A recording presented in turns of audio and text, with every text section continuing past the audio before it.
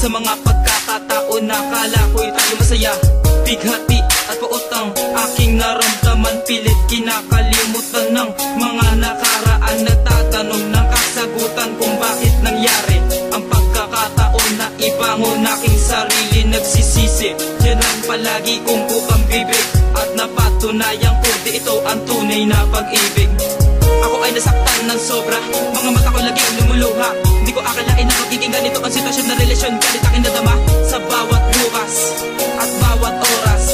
Lagi pa rin sumasagi sa isipan ng nakalipas. Noong masaya nagkakulitan, sa'yo lang ang puso kong nasugatan. Matagal na akin ang iningatan, mga nangyari hindi inasahan.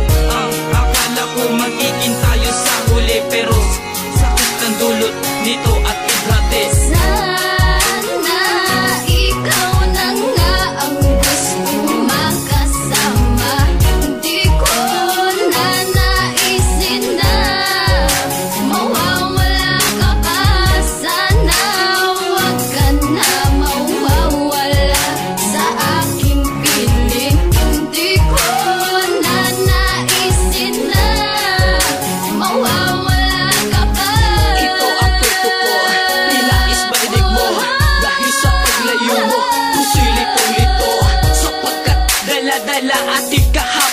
Yung dalawa'y wala na, ang pagmamahal ay natapon at hindi na maibangon dahil na nawala na pag-asa na tayo'y magbalikan, magkita at magkasama.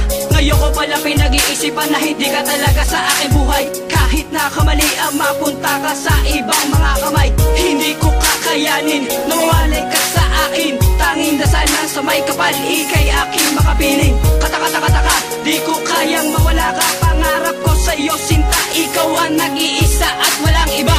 Napumukaw ng damdamin na di ko na naisin. Nawala bigla, baka hindi ko nakayanin. Sapagkat hindi maibangon ang relasyon, dalawang nagmamahalan na wawalan ng direksyon.